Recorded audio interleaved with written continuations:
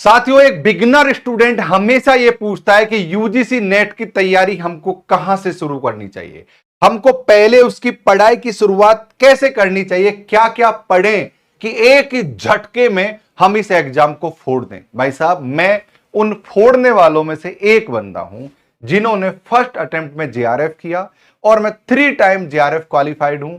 और साथियों, आप सभी को पता है कि मेरे पास पढ़ने का, फिर यूनिवर्सिटी कॉलेज में पढ़ाने का, पीएचडी का कितना ज्यादा अनुभव है, आप सभी इस चीज को जानते हो। मैं आपको कुछ टिप्स दूंगा, मैं आपको कुछ जानकारी दूंगा जो मैंने अपने कैरियर में अपनाई। वो चीजें मैं आपको समझाने वाला हूं कि यूजीसी नेट के एग्जाम को एक बार में से फोड़ा जा सकता है। ये मैं आपको समझाने वाला हूं इस वीडियो में।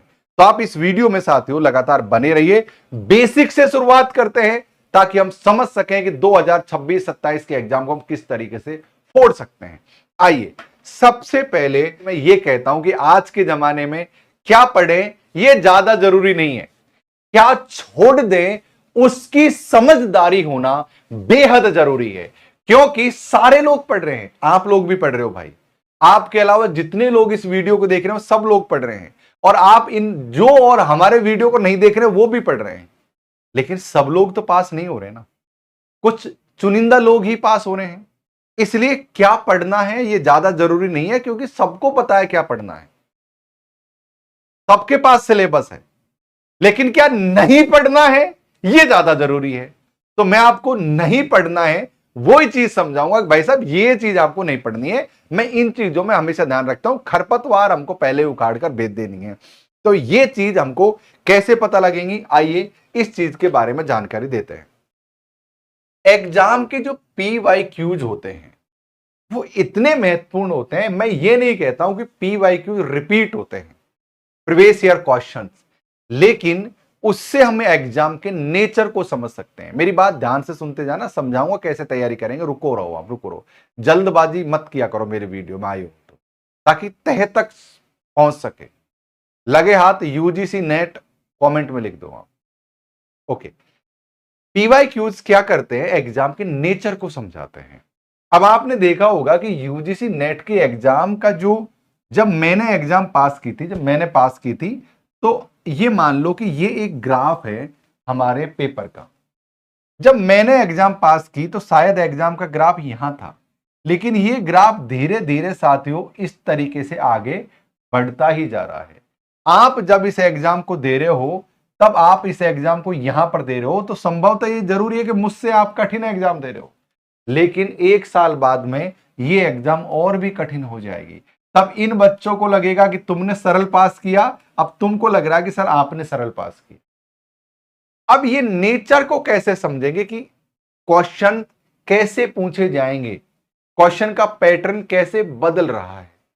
एक जमाना था जब वन लाइनर क्वेश्चन आते थे, एक जमाना था जो फैक्चुअल क्वेश्चन आते थे, अब थोड़ा सब्जेक्टिव क्वेश्चन आते हैं, आंकड़ों पर आधारित क्वेश्चंस आते हैं। ये समझेंगे कैसे?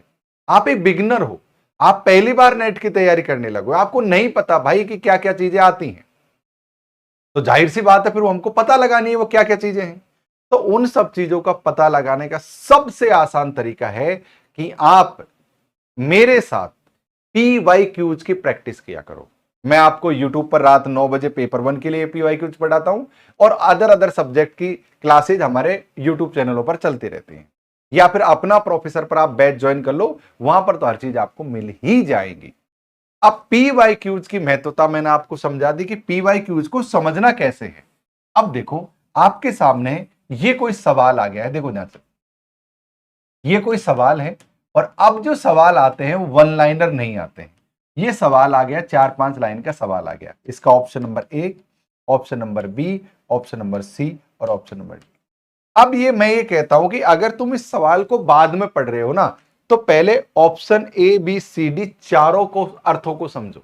जब भी मैं पढ़ाता हूं, जैसे मैं पेपर 1 पढ़ाता हूं और मैं हिंदी साहित्य पढ़ाता हूं, मेरे अतिरिक्त यहाँ पर हमारे बहुत सारे टीचर हैं जो मैंने लगा रखे हैं, वो अलग अलग सब्जेक्ट पढ़ाते हैं, कॉमर्स, हिस्ट्री, सब कुछ।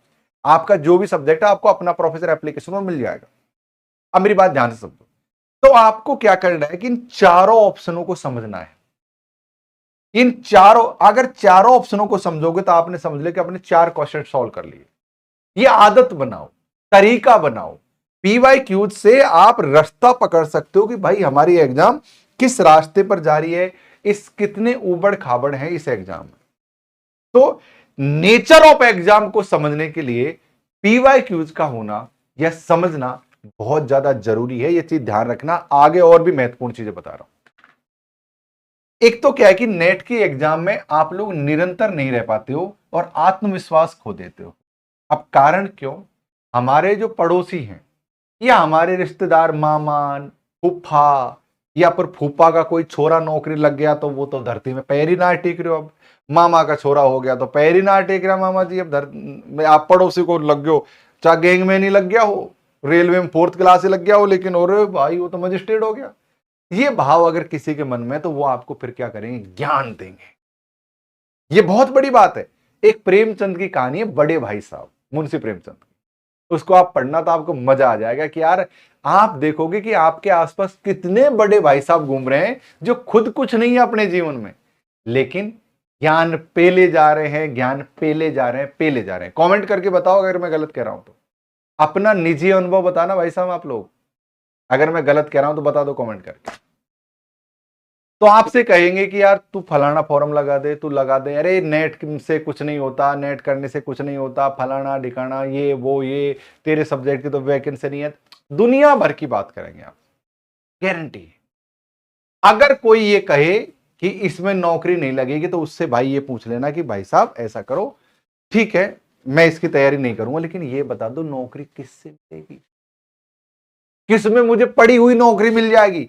अरे मेहनत तो करनी पड़ेगी ना भाई, चाहे किसी भी जॉब हो, मेहनत तो उसके लिए करनी पड़ेगी। आप तो सीधा ये पूछ लेना, तुम बता दो कि किसकी तैयारी करूं ताकि मुझे नौकरी मिल जाए, उसकी गारंटी ले लो तुम। ये पूछ लो तुम मुझसे, आदमी से, तो उसकी हवा बाजी गुल हो जाएगी। तो सबसे पहली बात है कि तुम अगर इस चीज की तैयारी कर रहे हो तो निरंतरता जारी करो। इस एग्जाम की तैयारी के लिए 6 से 8 माह का समय लगता है, इसमें कोई डाउट नहीं। लगभग 6, बिगिनर हो तो लगभग 6 से 8 महीने का समय लगता है। 6 महीना इनफ है, लेकिन मैं 2 महीने और एक्स्ट्रा दे रहा हूं। 6 से 8 महीने का समय लगता है ताकि पेपर 1 में मैथ है, रीजनिंग है, डीआई है, कम्युनिकेशन है, आईसीटी है, भाई हायर एजुकेशन है, मतलब कितने यूनिट्स हैं, फिर आपका सब्जेक्ट है वो पढ़ना है। तो आप सोच रहे हो मेरी बात, समझ रहे हो मेरी बात को? तो डेप्थ में पूछे जाते हैं सवाल तो 8 से 7-8 महीने लगते हैं, इसमें कोई डाउट नहीं है। आप अपना प्रोफेसर पर बैच ज्वाइन करो, 6 मंथ वाला, मैं बेड़ा पार करवा दूंगा, या 12 मंथ वाला ज्वाइन कर लो, आपकी मर्जी है। ओके, अपना प्रोफेसर ऐप पर जाके। पेपर 1 और पेपर 2 का टाइम मैनेजमेंट होना बहुत जरूरी है। भाई साहब मैं आप लोगों से कह रहा हूं जो बिगिनर है उनसे, आप लोग क्या करते हो, जितने भी जैन जी लोग हैं, एकदम बिल्कुल पूरे दिन तो रील देखोगे या रील बनाओगे। आप लोगों ने 2 दिन ये पढ़ा नहीं, भाई समय फिक्स कर लो कि भाई पेपर 1 है, पेपर 2 है।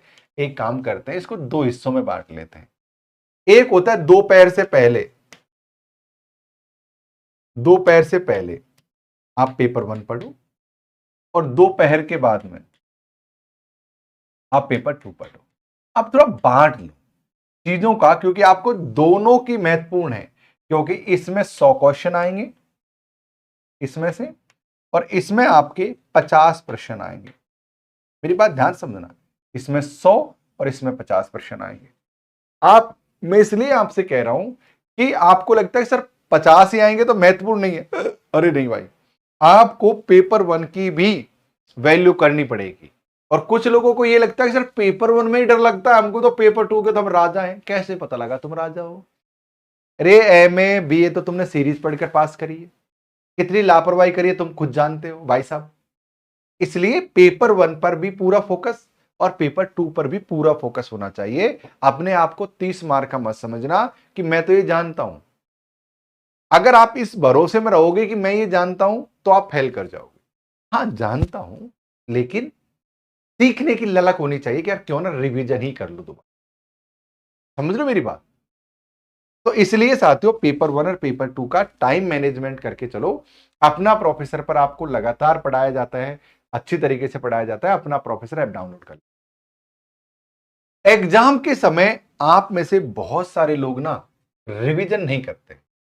देखो, आप चाहे दुनिया के कितने भी तगड़े पढ़ाकू हो, अगर आपने एग्जाम टाइम पर नहीं पढ़ा तो मामला खराब हो जाए। कभी कभी क्या है कि कुछ लोग बहुत पहले नहीं पढ़ते हैं, एग्जाम के टाइम पर गर्मा गर्म पढ़ते हैं, गर्मा गर्म छाप कर आ जाते हैं, पास हो जाते हैं। कुछ लोग पहले बहुत रगड़ते हैं लेकिन एग्जाम के टाइम पर कुछ अलग अलग चीजों में बिजी हो जाते हैं, ध्यान नहीं देते हैं, फेल हो जाते हैं। मैं कहता हूं कि तुम चाहे भले ही तुम शुरुआत में लापरवाही कर लो, लेकिन एग्जाम के समय में कभी लापरवाही नहीं कर। इसलिए आप लोगों ने देखा होगा कि मैं आप लोगों को एग्जाम के दिन तक पढ़ाता रहता हूं। पहले कोर्स कंप्लीट करा देता हूं, मैं रिवीजन कराता रहता हूं, लेकिन तब तक मैं आपका पीछा नहीं छोड़ता हूं जब तक आपकी एग्जाम नहीं हो जाती। लास्ट के दिन तक मैं रिवीजन कराता रहता हूं, मैराथन लाता रहता हूं, एग्जाम कैप्सूल देता रहता हूं, क्योंकि एक तो मेरे रहने से आपको मोटिवेशन बना रहता है कि यार सर इतनी मेहनत कर रहे हैं तो यार हम और मेहनत करेंगे। अगर मैं ही आपकी वो है ना, जब ड्राइवर अपनी वो ल्यूज छोड़ देता है ना, तो फिर आप तो घोड़े हो, इधर उधर चल दोगे। तो थोड़ा सा मुझे लगाम पकड़ कर रखनी पड़ती है एग्जाम तक। तो रिवीजन की महत्वता बहुत ज्यादा जरूरी है, इस चीज का ध्यान रखना आप लोग। अगली चीज है साथियों, लास्ट टाइम में कुछ कीवर्ड बहुत जरूरी है। मतलब आपको टॉपिक वर्ड बाई कुछ कुछ चीजें आपके इस कॉलेज एग्जाम में ना, जैसे पन्ना पलट दिया, पन्ना पलट दिया, उस समय तो हमारा दिमाग भी यार क्या चलता है, सही कह रहा हूं ना मैं, ऐसे पलट लिया, ऐसे पलट लिया। एक ऐसा रिवीजन हमारा बहुत जरूरी है। कीवर्ड मैं आपको बताऊंगा, जो एग्जाम कैप्सूल मैं आपको दूंगा, मैं एग्जाम कैप्सूल देने वाला हूं आप लोगों को, उसमें ये सारे कीवर्ड्स आपको मिलेंगे। अब एक चीज और मैं आपको रिवीजन की महत्वता के साथ में एक चीज और बताना भूल गया, यहां पर जो मैंने नोट नहीं किया, वो है नोट्स बनाना। और ये बहुत ज्यादा जरूरी है मेरे भाई, मेरे भाई, मेरे भाई। नोट्स इतने जरूरी हैं, इतने जरूरी हैं जितना जरूरी है वीडियो था। आप लोगों नोट्स बनाने एक आदत होनी चाहिए। आपने जिस व्यक्ति ने नोट्स बना लिए, 4-5 महीने रगड़ कर नोट्स बनाए ना, उसको कोई नेट के एग्जाम में फेल कर ही नहीं सकता अगर उसने ईमानदारी से नोट्स बनाए। अगर उसने नोट्स नहीं बनाए तो मामला गड़बड़ है। तो नोट्सों का बना हुआ होना बहुत ज्यादा ज्यादा ज्यादा जरूरी है, इस चीज का आप ध्यान रखना। तो नोट्स कैसे बनेंगे इसके लिए मैंने वीडियोस बना रखे हैं, या फिर आप चाहते हो कि सर एक वीडियो नए सिरे से बना दो कि नोट्स कैसे बनेंगे, तो मैं एक वीडियो नए सिरे से आप लोगों के लिए बना देता हूं। ओके, तो ये ध्यान रखना, आज मैंने आपको समझा दिया है चलते चलते कि किस तरीके से क्या क्या करना है, मैंने टिप्स एंड ट्रिक्स आपको दे दी है।